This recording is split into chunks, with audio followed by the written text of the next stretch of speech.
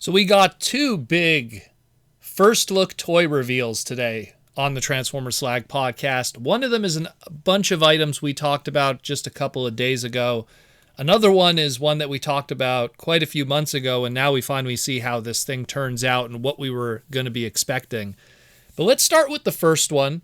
We had that Tra Gen Selects Autobot Multipack we talked about just a couple of days ago. It featured 5 Autobot characters, all of them that, are much needed in the market. And we didn't really know how this was going to be done. We just had some names. It was going to have a Deluxe Hound. It was going to have a Jazz. It was going to have a Wheeljack. It was going to have a Sunstreaker. And it was going to have a Trailbreaker.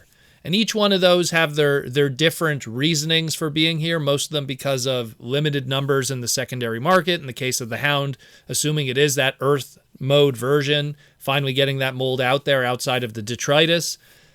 This is interesting because we finally get our first look now of one of them, and it's that of the Trailbreaker. This comes courtesy of Yahoo Japan Auctions. Somehow this showed up, and we got a whole bunch of images with side-by-side comparison photos with the Earthrise version, and it looks like what they're doing, it's kind of like what I speculated, is they're going to go with animation accurate colors, much like what they did with Buzzworthy Bumblebee, with the Studio Series 86 Cup and the Cliff Jumper, just leaning hard into that coloring of the animation model.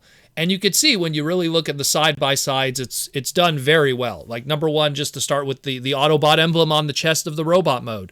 By not having it have that white outlining, it matches up more with that of the show model. Same thing with just that lighter tinge of gray because of just how the cell animation was done back then. You didn't make it all black. Black was used for shadowing. When you represented a character that was all black, usually you used a light gray. So they use a light gray here to match that of the cell animation and the animation model itself. Of course, using paint for any windows. Originally it was a translucent plastic. They use a completely blue solid paint across the chest for that window. And probably the smallest little details too. His little weapon that makes his hose hand, they kind of painted in the end of it so it looks like it's all one flush piece if you attach it to his arm. So it has that much more animation accurate kind of look to it too. Little touches here and there. And even when you look at the alt mode, same thing. Like they moved around the decos to make sure that Trailbreaker yellow, orange, and maroon colored deco on the side of the vehicle is now placed in the right spot to match the animation model. They filled in all the windows with paint, which were completely lacking in that of the Earthrise version. They added more, detail and paint to the front grille to make it match more like the animation. Looks really good. I really dig what they did here. In my opinion, quite a upgrade from the original. From what it looks like now, the Earthrise one is more the toy accurate one, even though it doesn't really have the head sculpt and stuff. And this one here will be more the show accurate one, in my opinion, the much more in demand of the two. A mini masterpiece coming hot off the heels of Trailbreaker actually getting an actual masterpiece. And considering, and this is always an important discussion when we do Transformers Finance here on the Transformers Slag podcast, literally up until last month in December of 2023, a Earthrise Trailbreaker mint in box was going between $100 and $115.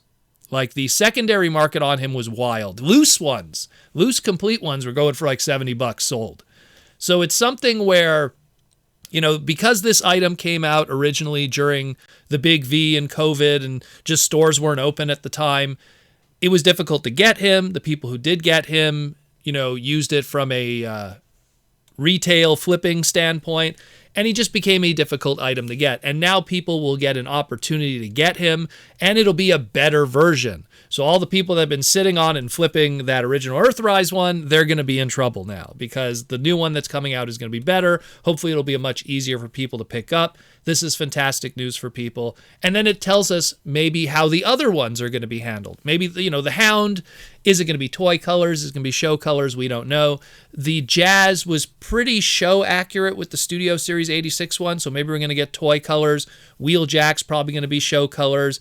And Sunstreaker is probably going to be show colors. And those were guys that also had difficulty of release because of, again, coming out during 2020, right in the heart of the Big V and shutdowns and stuff. So pretty interesting, to say the least. Hopefully we'll get some more info on the other guys in the near future, and we'll talk about it here on the Transformers Slag podcast. And speaking of Sunstreaker, we got one more we got to talk about. This comes courtesy of the Baidu Chinese message boards. It was all over the place overnight, and then, of course, you wake up this morning and every Transformer news message board, website, or anything is talking about it. And it's our first look, finally, of that rumored Studio Series April 2024 Wave 2 Deluxe Class MV6 Sunstreaker, a.k.a.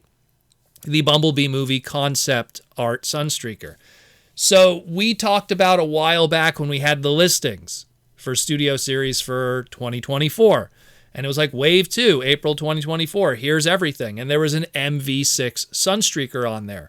And we're like, well, MV6 is the Bumblebee movie, but he wasn't in the movie. And then, of course, when we got that concept art Megatron, we knew where the future of this was going to be going. We were going to be getting a whole bunch of ideas and everything like that. So what we have here today is not only just the first look of the toy, but the first look at the iteration of this character in any shape or form from the movie verse at all for Sunstreaker. And at least according to Sam Smith with the Megatron, based off of, we're going to assume, some animation models that didn't make the final cut of the movie. And he looks really good. It's a very Cybertronian looking Lambo-ish kind of design. It uses those oranges and yellows that we associate with the character. The head sculpt is very, iconic of that of a Sunstreaker character. If you're a fan of Sunstreaker, shout out to Larry, who's probably the biggest Sunstreaker fan on the planet. But if you're a fan of Sunstreaker, you're probably going to really like this. Also comes with a double blaster gun. Looks really good. Not much really I could say about it, because I think I need to see a little more images that are a little more posed.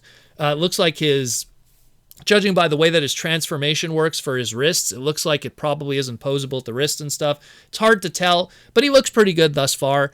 It opens up then the doorway to like, oh man, where do you go from here? You're going to repaint that into Spin Out, into Cordon? Are you going to retool that into Sideswipe and then open up that can of worms to all of his repaints?